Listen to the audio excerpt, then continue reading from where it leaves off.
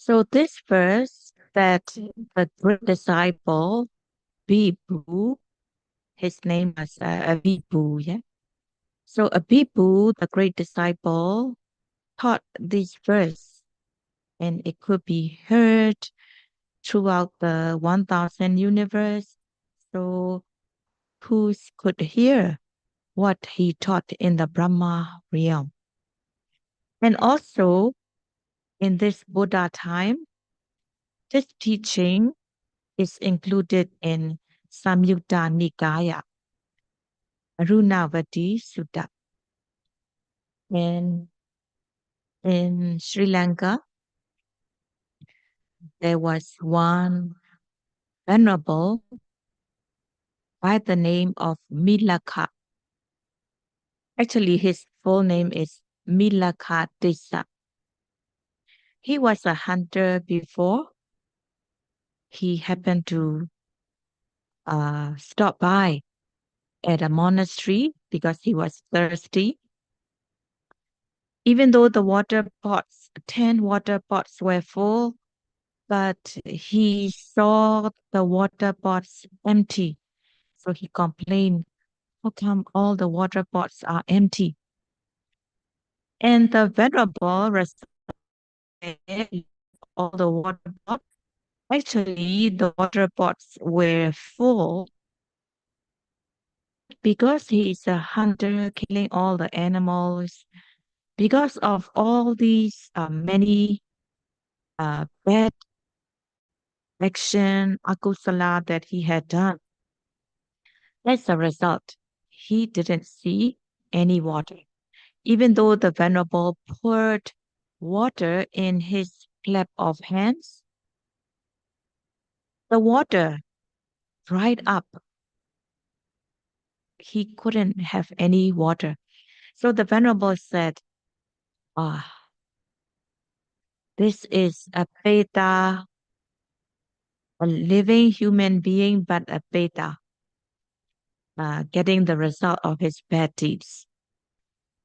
Realizing the result of his bad karma, he asked permission to be ordained, and he ordained as a bhikkhu.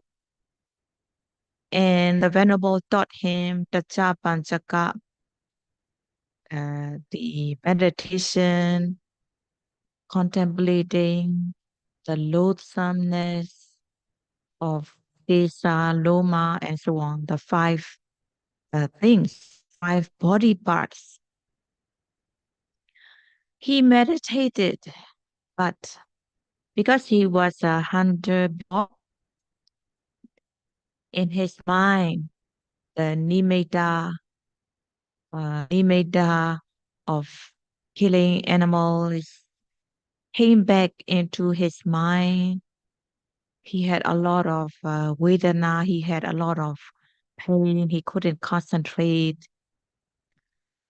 So he asked to disrobe. Again, he asked to disrobe. But the Venerable said, if you disrobe, you will be born in Avicii Niraya.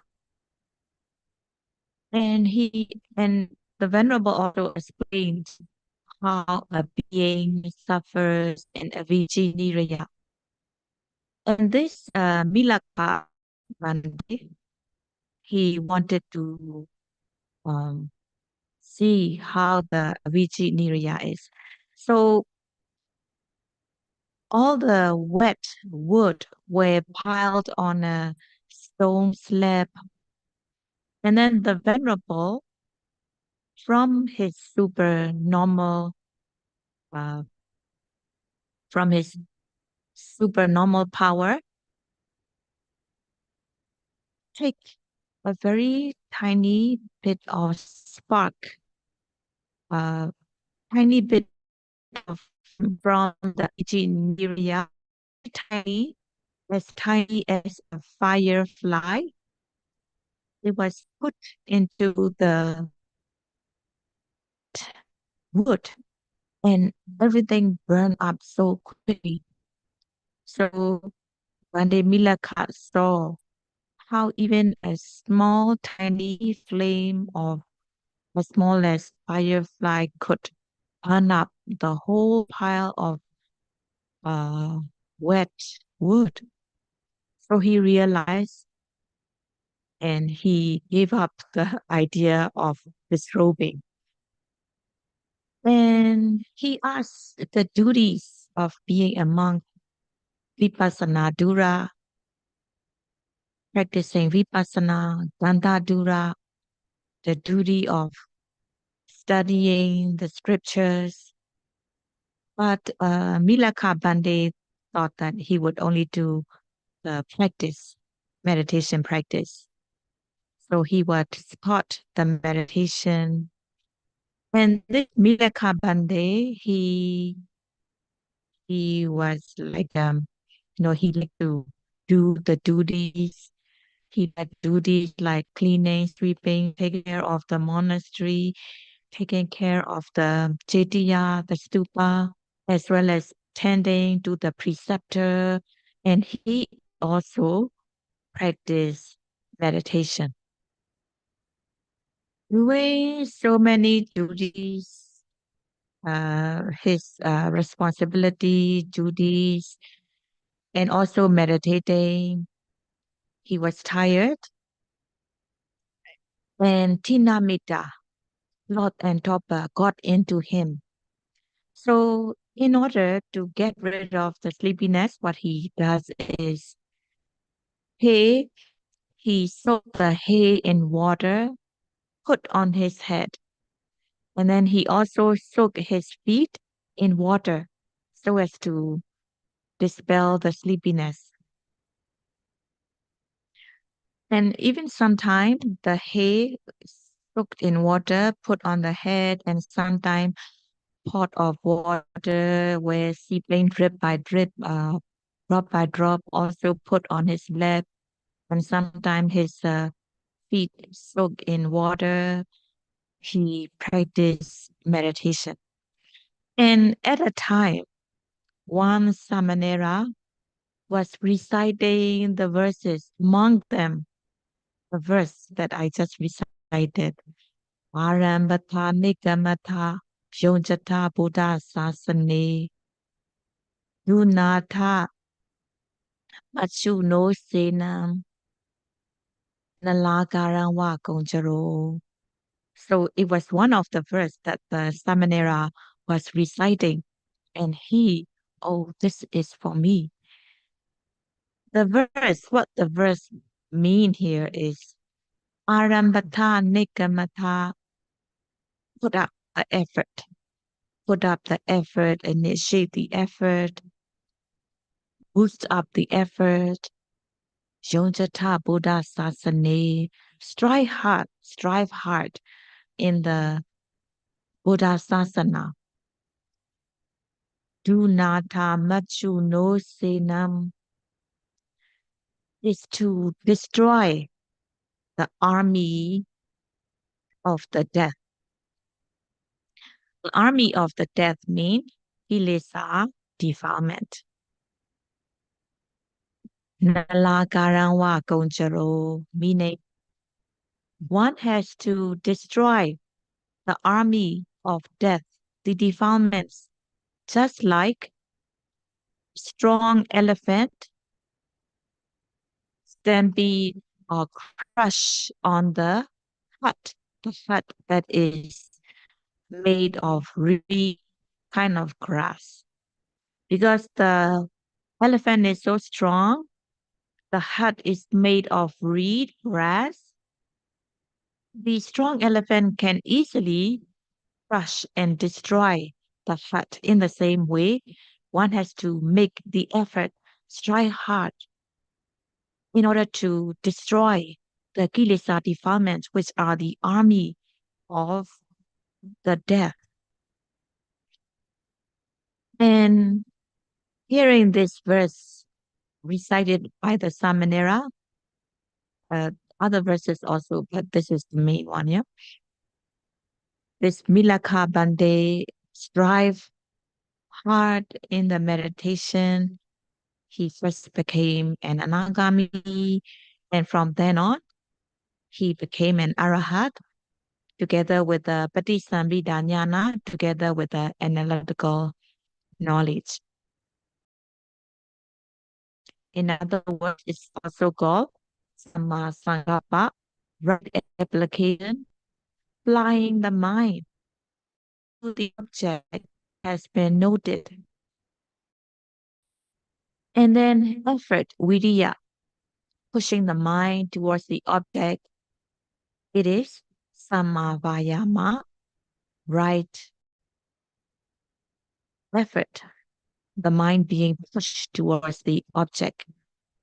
So in this way, applying these two factors, Samasangapa, Vitaka, applying the mind onto the object, Samavayama, Viriya, the mind being pushed towards the object.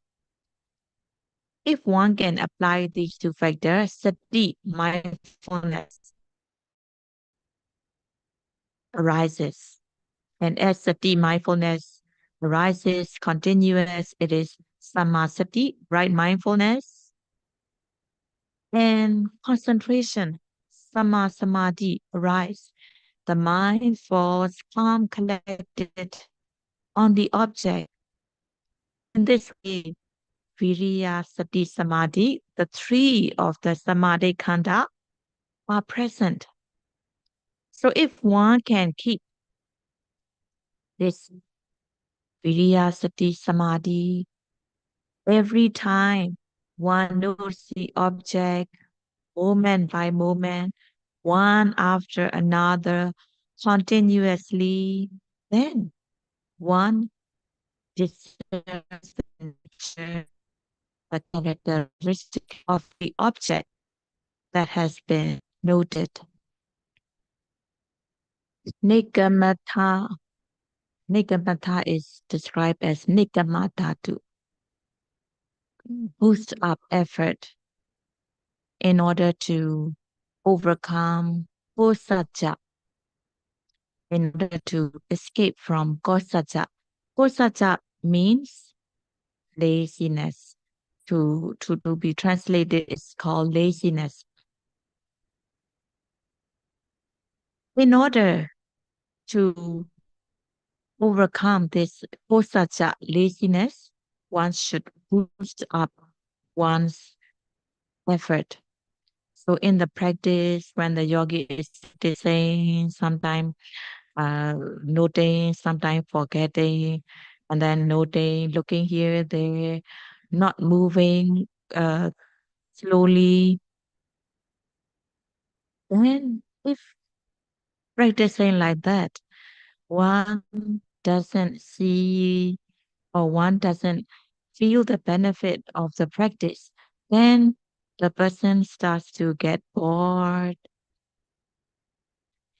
In order not to let boredom arise, one should step up, boost up the effort.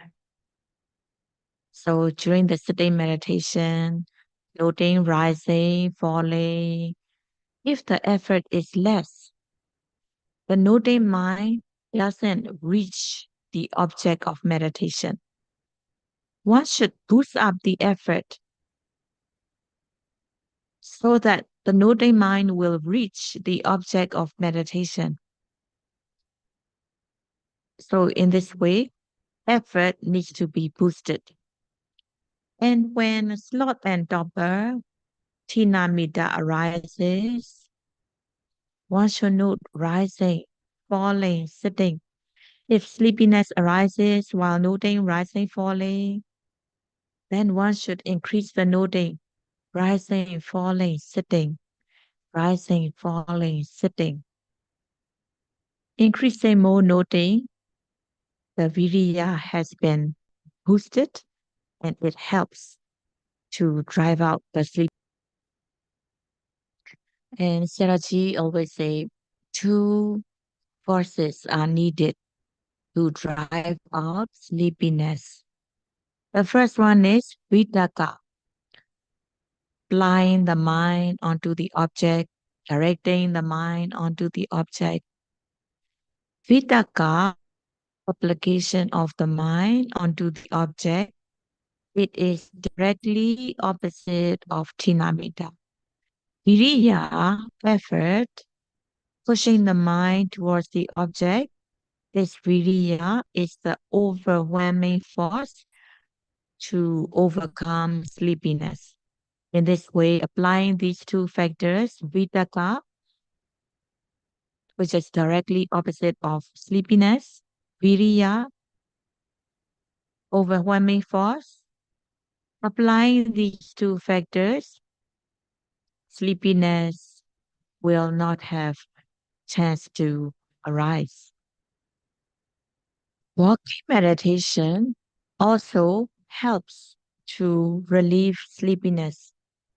So after having a meal, in order to digest the food, one should be doing walking meditation, right, left, not too slow, so as to digest the food. One should be doing right, right, left, being mindful of every step for about 15-20 minutes to digest the food. Then, when the mind comes down, go on to lifting, placing, lifting, moving, placing. So, doing a full period of walking meditation, or if you don't have time, at least 15-20 minutes of right, left to digest the food after the meal. And if time permits, lifting, moving, placing. And after the walking period is over, coming back to the sitting place, the viriya, sati, and samadhi you get from walking meditation, carry it till the sitting. That is, be mindful of all the steps, walking back to the sitting place, standing, intention to sit down, sitting, slowly, mindfully, arranging hand and let do one thing at a time, noting them slowly, mindfully. In this way, the viriya, sati, samadhi that you get from walking meditation, carry till the sitting, so that when you sit, the sati samadhi is already there that you can note by saying, falling, sitting, touching, and so on. So, walking meditation, systematic walking meditation, and continuous mindfulness helps to relieve sleepiness in the sitting meditation.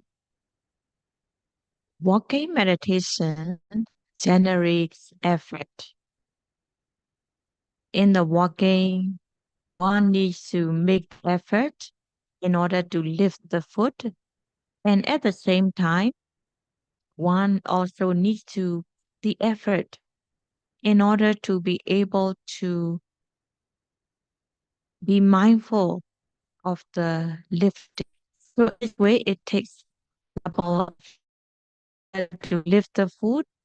One needs to make the effort, and also one needs to make the effort in order to be able note the lifting. In this way, double effort is needed. That's why yogi should make sure to do enough walking meditation so that the effort that is narrated in the walking meditation helps the practice to improve faster. And of course, when doing walking meditation, keeping the eyes down, not paying attention to what one sees, not deliberately listening to other noises. As a yogi must act slowly, mindfully, not paying attention to the surrounding.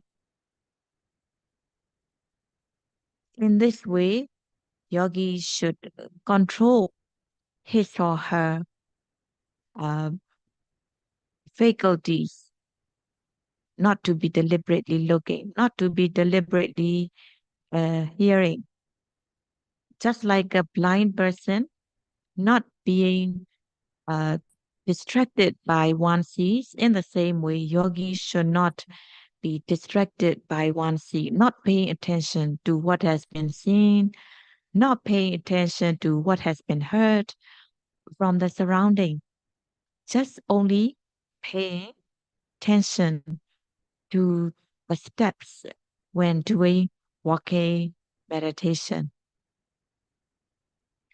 And also daily activities. Yeah. Now yogis have been here for 4 days already. So one should step up the effort to be able to note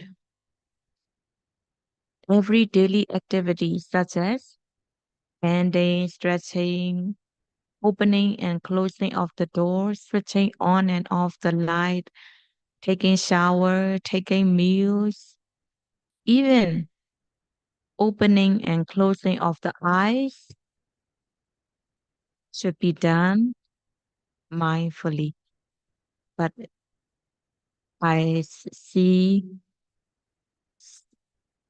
some of the yogis, they are doing, they are trying hard to be mindful in the activities. But in the dining hall, I see like when needing something, quickly getting up, hopping out of the chair to get something from the buffet table, and then turning quickly back to the chair. I see some like that, yeah. So please be careful. Daily activity is also part of practice. If one loses mindfulness during the daily activities, then the mindfulness gets weak. And when it comes to walking and sitting meditation, the mindfulness will not be strong if the yogi doesn't pay attention on the daily activities. So, in order to overcome boredom, one needs to boost up the effort and keep the mindfulness as continuous as possible. The more the mindfulness is continuous, the stronger the Kaniga Samadhi will be. And the stronger the Kaniga Samadhi will be, knowledge unfolds faster. If there are gaps between the mindfulness and concentration, kilesa defilement get in these gaps. And if kilesa defilements get in these gaps, knowledge will be weak or it cannot arise.